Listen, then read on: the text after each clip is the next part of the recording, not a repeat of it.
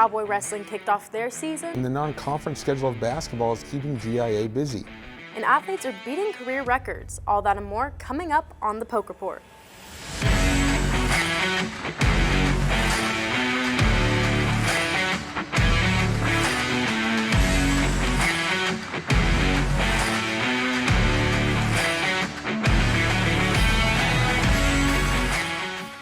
Welcome into the Poke Report, where we talk about all things OSU sports. I'm Peyton Schmidt alongside Zach Berger. And Zach, it's been a busy couple of weeks for women's and men's basketball as they've kicked off their non-conference meetings. And it's been great so far for both teams. Our Big 12 expert for basketball, Boston Barnett, gives us an inside look as to what's happening with those teams and what to look forward to in the upcoming games. Hello and welcome to the Big 12 Roundup Basketball Edition. I'm Boston Barnett, here to give you all the information you need to know about what's been going on so far this season for men's and women's basketball across the Big 12. We'll start with the men's. The Big 12 has lived up to its expectations of being one of the best basketball conferences in the country, with 6 teams in the AP poll. That ties it for the most in the country with the SEC and the Big 10. However, the Big 12 has the #1 team in the country with the Houston Cougars. Now, let's get into some games. Arizona hosted the reigning national champion Florida Gators on opening day and showed why they have the ability to be a contender this year, defeating the Gators 93-87. True freshman Koa Pete had a breakout game in his very first college game, scoring 30 points along with 7 rebounds and 3 steals. Senior guard Jaden Brownlee was also a big part of that Wildcat win with 27 points of his own. Pete was named as the National Freshman of the Week for his performance against the Gators. Now let's head to Illinois, where Texas Tech traveled to take on the Fighting Illini. JT Toppin had a stellar game against the Illini, with 35 points, 11 rebounds, 3 steals, and 3 blocks.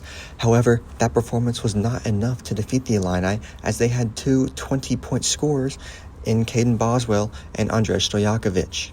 The Illini also had 3 other double-digit scorers on the night. Now on to the women's, where the Big 12 has 4 teams in the AP poll. Those teams are number 7 Baylor, number 16 Iowa State, number 17 TCU, and number 20 Oklahoma State. Let's get into some games. The Baylor Bears hosted the Duke Blue Devils on opening night in a ranked matchup. The Bears and Blue Devils had a close game where Baylor only won by 6 points on the back of Talia Scott, who had 24 points and 5 rebounds, and was helped by Dariana Littlepage Buggs with a double-double with 10 points and 10 rebounds.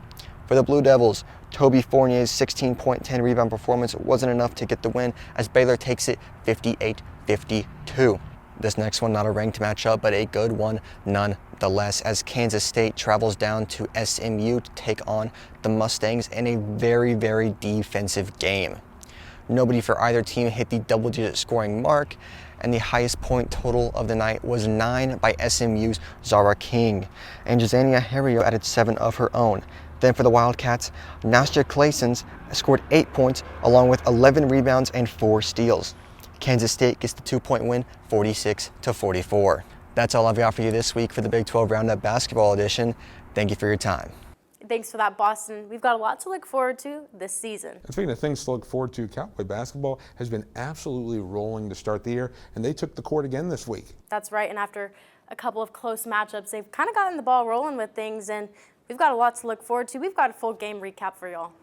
On Sunday in Stillwater, Oklahoma, the Cowboys pulled off a commanding 87-63 victory over the Aggies. From the opening tip, Oklahoma State looked in control. They jumped out to a strong start and built a comfortable lead by halftime, then stretched it further in the second half with efficient offense and tight defense. Leading the charge, Christian Coleman poured in 16 points for OSU. Meanwhile, Isaiah Coleman added 13 points and 9 rebounds, and Vishwas Miller also chipped in 15 points with 5 assists. On the flip side, Texas A&M had a rough shooting night, just 32% from the field and only 9 of 35 from beyond the arc. Their only player in the double figures was Marcus Hill with 14. Texas A&M head coach Bucky McMillan wasn't pleased with his team's effort Sunday. We know with a bunch of new guys, everything's not going to be pretty. There's going to be some things we mess up tactically as we get going. We weren't the hardest playing team tonight. We weren't, and that will get corrected. What I can say to all Aggie fans, this is not what you're going to expect from our program. OSU shot 66 over the first 10 minutes of the second half, which helped extend their lead. They committed just only 9 turnovers all game and forced the Aggies to have 15. By about the 9th minute in the second half, the lead was 71-46, and from there on, Oklahoma State never looked back, maintaining a margin of at least 20 points for the rest of the game.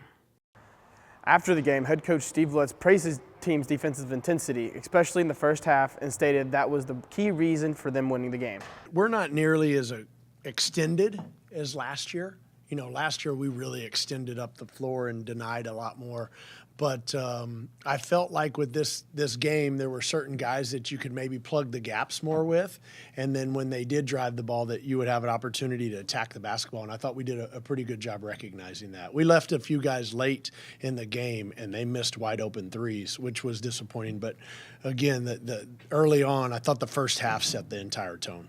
Looking ahead, OSU now sits at 2-0 and will look to build on this momentum going forward, while A&M will have to regroup and figure out how to find consistency with their newly rebuilt roster.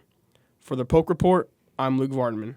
The Cowboys definitely showed some resilience, especially on the defensive side in the second half. Now switching over to the women's side of basketball, they had yet another top matchup this past week, but this time against Prairie View A&M. Yeah, hey, Cowgirls are building a lot of momentum to start this season and kind of get the ball rolling. Let's take a look at this past game versus Prairie View A&M and how the Cowgirls continue to stay hot. The Cowgirls start the season on a red-hot start, averaging 105 points as the team is 4-0 to start the season. It looks like the Cowgirls are not stopping today against Prairie View A&M. The Cowgirls dominate in the win 105-55 in front of a different crowd with elementary students from across Stillwater. They showed their energy throughout the whole game, especially when Lena Girardi scored on this fast break. Just see what you can do. Great pressure from Oklahoma State leads to a run-through steal and a bucket for Lena Girardi. And a quick timeout from J.C. Hoyt. Oh, she took the timeout when the Cowgirls got to 67. She knows how to fire at the home crowd today. And it didn't stop there. The kids in GIA were electric and their energy was contagious. The kids asked the players a very important question. Yeah, we got a question here. Why do you love being a cowgirl? Why do you love being a cowgirl? These are like my best friends, and we have so much fun when we get to play in front of you guys. So you guys make us want to stay here. Micah Gray getting 25 points and Haley Timmer dropping her own 20 points dominated this game. But the Cowgirls had a slow start with scoring 18 points in the first quarter. This team hasn't scored less than 20 points in the first quarter until now. We had 5 turnovers, which is just not who we want to be. They were unforced, so I didn't feel like our focus was what it needed to be. We talked about just wanting to get off to a fast and hard start. That's always really important for us, and just needed to give them a little wake-up call. But the Cowgirls were able to score more efficiently after the first quarter, scoring 25-plus points in each quarter. The Cowgirls are preparing to face off against St. John's on Wednesday in New York. For the Poke Report, I'm Jonathan Jackson. Really good stuff there by the Cowgirls, continuing to keep their head high and build momentum for the rest of the season. Well, we're going to take a break, but plenty more basketball around for this year. We'll continue to keep you updated. And of course, Cowboy Wrestling had their season opener, so stay tuned to see how that went. I want to show you something. This is the money we could save by switching from fresh packed California crushed tomatoes to concentrated tomato paste. I want to show you something too. I got a new door. Go take a look at it.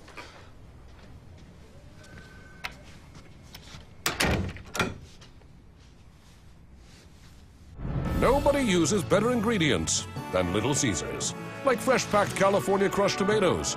Pick up a large, deep dish for just $8. Pizza. Introducing Lincoln Black Label at Diffie Ford Lincoln. Designed to impress those with impeccable taste, Lincoln Black Label features a collection of interior themes and a host of exclusive membership privileges, inspired by attention to detail and a love of automobiles. With Lincoln Black Label, you'll enjoy an extended premium maintenance plan that covers wear items or even remote vehicle delivery. Lincoln Black Label isn't about luxury ownership, it's about membership. Lincoln Black Label, exclusively at Diffie. Welcome back into the Poke Report, and thanks for sticking with us through that break. Now we get a bunch more sports to talk about here in Stillwater, and we'll start with Cowboy Wrestling. Pokes opened up their season strong and are already looking like one of the most dominant teams in the country. Caroline Cook shows how the Cowboys showed out versus Stanford.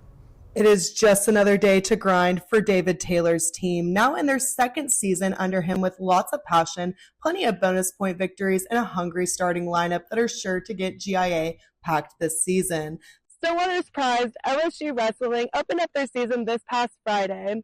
In front of over 7,600 fans in the packed GIA, the number 5 Cowboys took on number 19 Stanford. They dominated this match with a 33-7 lead. What is this going to look like for the rest of the season, and how did this match get so much orange power behind it? Let's take a look at that. The Cowboys start their night with a new lineup, starting with freshman Landon Robidoux at 157 pounds as they face two-time All-American Daniel Cardenas, whom Robidoux shockingly defeated 11-2 via major decision. A hometown freshman, D. Locker, hyped up Gallagher-Iba with a hard-fought 2-1 decision over number 4 Hunter Garvin, staying with him a full period to earn a ride point and a win to start his collegiate career. Zach Ryder won a 4-2 decision at 184 pounds. Redshirt freshman Cody Merrill followed with some orange power at 197 pounds. A senior heavyweight, Connor Dosetta, dominated the duel, accumulating a whopping 6 takedowns to claim a 19-4 technical fall, different from past seasons when fans were used to seeing him scratch out lower scoring wins. They wrestled with passion from start to finish, said Coach Taylor, who praised his team with intensity and effort. Great product. I thought our guys went out and wrestled pretty hard from start to finish, so pretty proud of them. Oklahoma State, now at 1-0, will travel on Saturday to Tulsa to the National Duos Invitational to take on number 12 Cornell. I'll sure be there. Will you? For the Puck Report, I'm Caroline Cook. Appreciate that, Caroline. Pokes looking strong on the mats early. Yeah, and sticking to the mats, Cowboys have a tough season ahead of them, and Jaden gives us a preview of their next contest.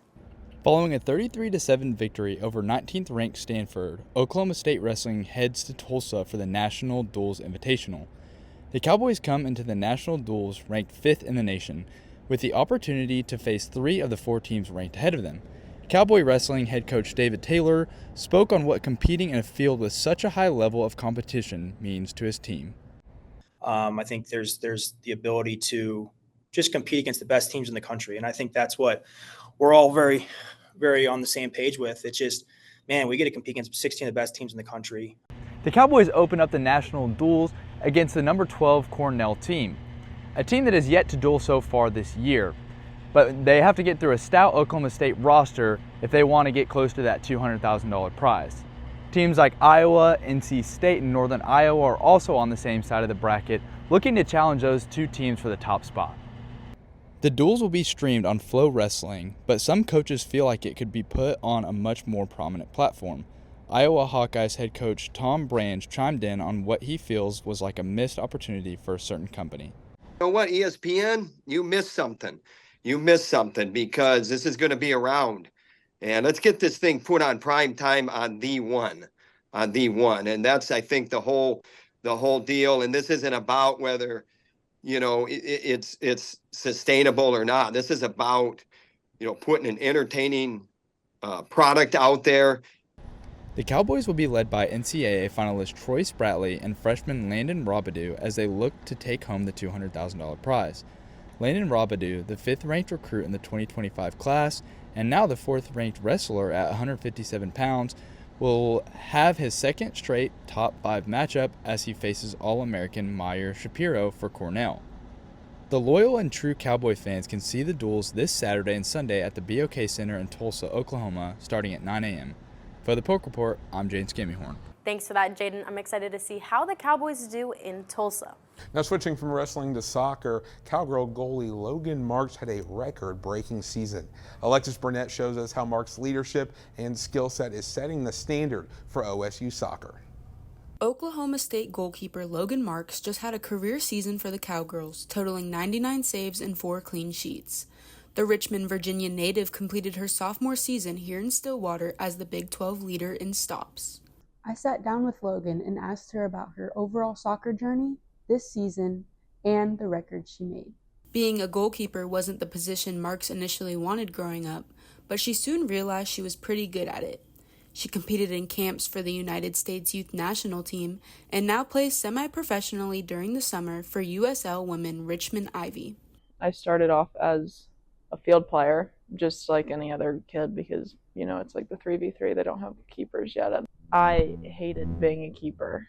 I never wanted to be it because my mom was like, you should not be a keeper because they can't score goals. And it was a thing for fun, you know, we're not like really competing or anything. And my coach threw me in and I literally like cried after the game because I was like, I don't want to be that. I want to score goals. A few games later, it became my turn to be thrown in goal again. And I was like, but I ended up making like 3 big saves that, you know, just kind of sparked the interest, and then it just stuck, and I got good at the level that I was playing at, and then just continued to get recognized from coaches on higher levels, and then got to start guest playing for higher level teams, and just kind of developed into where I am now. I made the travel team in 4th grade. Yeah, Richmond Strikers. Go Strikers. Yeah, so that was my home until I went to Richmond United as a freshman in high school.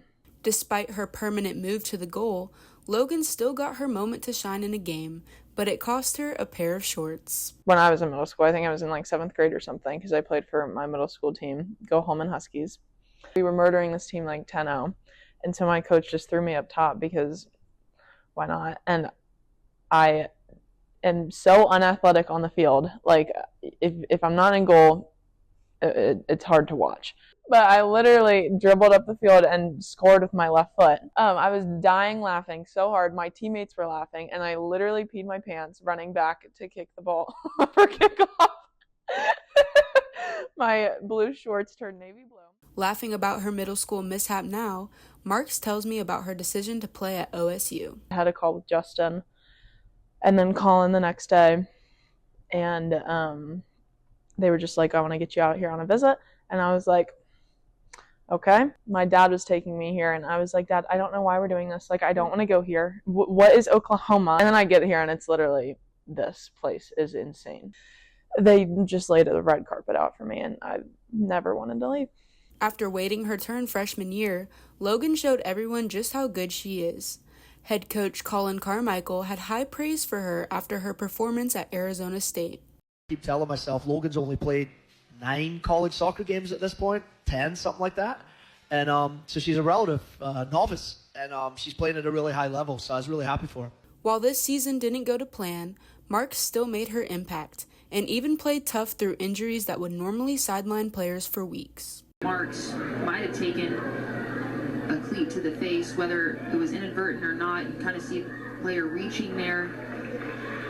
It's a dangerous challenge. All of a sudden, I hit the ground, and then I was like, oh. And then, boom, right, like stud in my eye. I was like, this is not good. I got my eyebrow glued and then my under eyelid glued back together.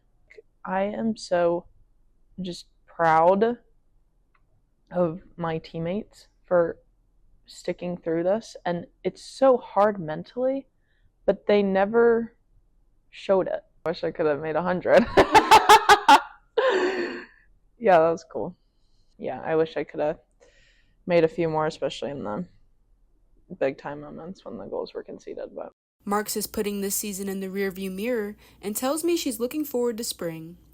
Every team in the country will be back to 0-0 and start their new campaign for the NCAA championship, including the Cowgirls. Yeah, I think next season's going to be hopefully a lot different. I'm really excited for all the freshmen coming in and transfers. I don't think that last season's ever going to happen again. I think we're going to come out really hot, and I'm excited. I'm fired up. As Logan enters her junior season, she will continue to be a key part of OSU soccer.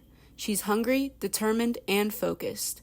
Make sure to catch her and the Cowgirls back in action in the spring at Neil Patterson Stadium.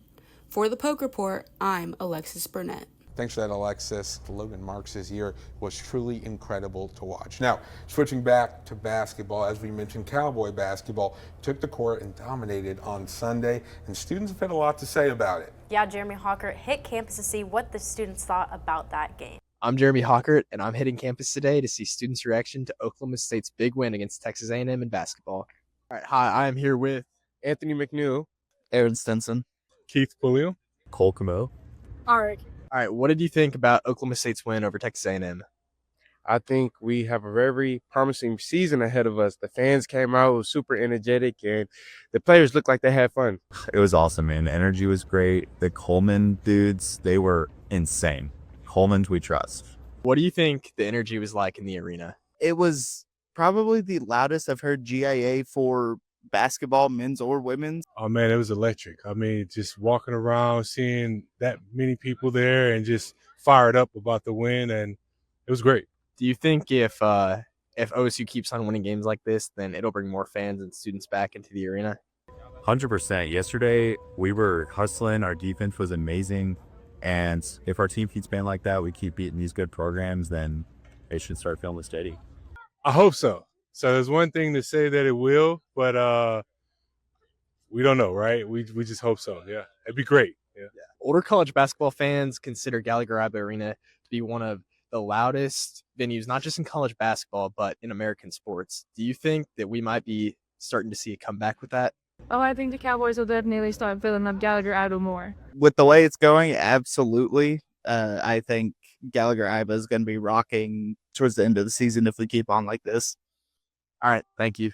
Thanks for that, Jeremy. It's always good to see students reacting to a big win like A&M, but after the break, baseball season might be months away, but they're making some big changes on the diamond. And it's our favorite segment, the Pick'em segment.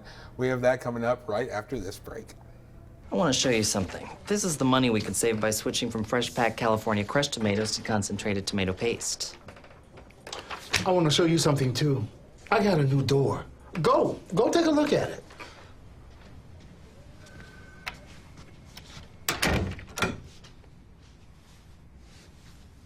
Nobody uses better ingredients than Little Caesars. Like fresh-packed California crushed tomatoes.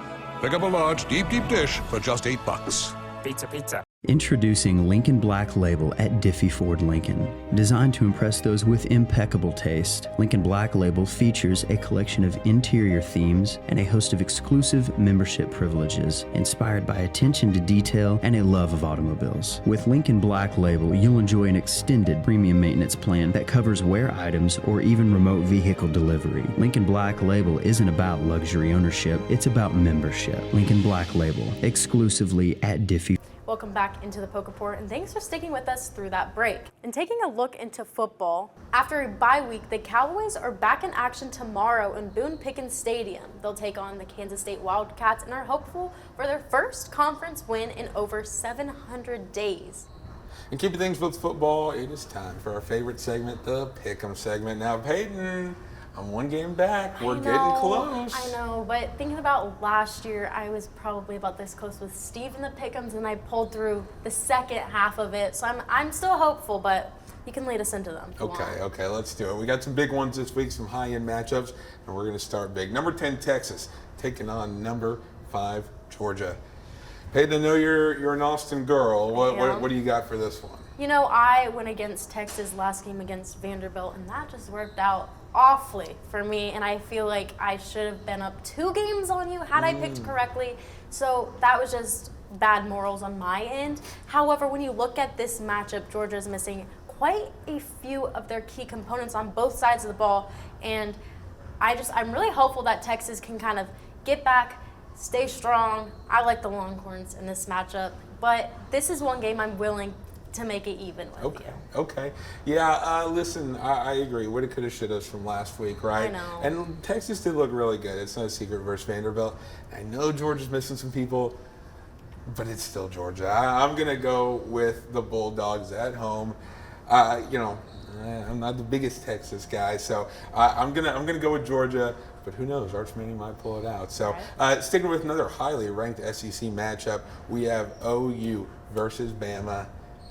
What do you got? I like Bama in this one, but I think it's going to be super close. I'm thinking within a score, like field goal. We got 3 points, 7 points. It's not very much of a spread here. I'm going to pick Bama. I don't like either team, quite frankly. So true. But I think I'm going to go with Bama this time. Listen, I can admit it, we all looked pretty rough last week. Tennessee, I felt like had it. We all felt like it. Right. But then OU pulled away. It's tough. It's tough. It's super tough. But I'm going to agree with you. I'm going to let my fandom take over on this one. I'm okay getting it wrong to not say OU's name for a win. So I'm going to go Bama as well to keep it rolling there. But then, hey, let's go away from the SEC a little bit. We got where College Game Day is at. We got number 9 Notre Dame versus number 23 Pitt. I'm not going to lie, I think this might be a little closer than originally seen. I agree. Pitt has had some good success. They've been on a roll, but it's Pitt, ACC. You might not think of it, right? So with that said, I'm still going Notre Dame. I got to. Notre Dame's been really hot. They started a little slow, had that Miami game to start the year, but since then they haven't looked back. I know we're in Pitt, but it's an NFL stadium. I'll go with the Fighting Irish. I like Notre Dame's defense, and I'm going with you, and I'm scared for the remainder of our picks because they might be the same, but we'll see how this finishes out. Yeah, okay. Let's go Big 12. How about that? Number 15, Utah, heading down to Waco to take on the Baylor Bears. I'll go first on this one again. Baylor's been so weird to me. Their offense is electric, but they've kind of hit a slow bump, and their defense hasn't been able to keep up. Utah absolutely crushed Cincinnati last week, and so I don't see them slowing down at all in this one. I am really mad at you, Zach. I pick, almost had to run it back. So for y'all don't know, but our first week of filming, off camera, I punched Zach. Roll the clip. Yeah. Yeah. We can throw that in there for y'all. But I'm not going to punch you this time, but I am going to match your pick. And he is a survivor. It was a pretty good one, too. So y'all can rate that in the comments, maybe. I don't know. But so are you also picking Utah? Yes, I'm also picking Utah. Way to brush me, Zach. That's not nice. I was curious. But I just don't think Baylor's defense can keep up with the Utah offense, especially for what they did against Cincinnati. Absolutely. I wonder what their picks are. No, okay, now we got Arizona going to number 22 ranked Cincinnati. What do you got on this one? I'll go first this time. I think Cincinnati's going to bounce back, and I think they're going to get that one against Arizona. This is a tough one. It is. They looked really rough for Utah. It's no secret. Sorsby just didn't really have it. Noah Fafita has been really, really good this year. But the truth is, if we're going battle for battle on high-powered offenses, as much as I want to disagree with you, you like Cincinnati. It's okay. I like Cincinnati. Fafita's been really good, but I think Sorsby will bounce back big time. Lastly, OSU K-State, another week. OSU football coming off the bye week. What do you got in this one? I think that this one, looking at an overview of the teams, if there was one game that OSU was going to pull away with a win at home, their first conference game in over 700 days, I would say it would be this one. Okay. But I'm going to get it right this time. Avery Johnson and the Wildcats, I think they're just going to pull away. I just don't see any hope for Oklahoma State the remainder of the season. They're still looking for their head coach, and I can't really get behind them right now, and it's okay. You're probably going to pick OSU, aren't you? I'm thinking about it. I agree with you. If there's one game that OSU can win, it's going to be this one. One of the last home games, they're not going to beat Iowa State. A chance versus UCF, but that's in Florida. I don't like that matchup. We saw what happened a couple years there. K-State's been really up and down. They've been up recently. OSU's offense finally seemed to click in Kansas.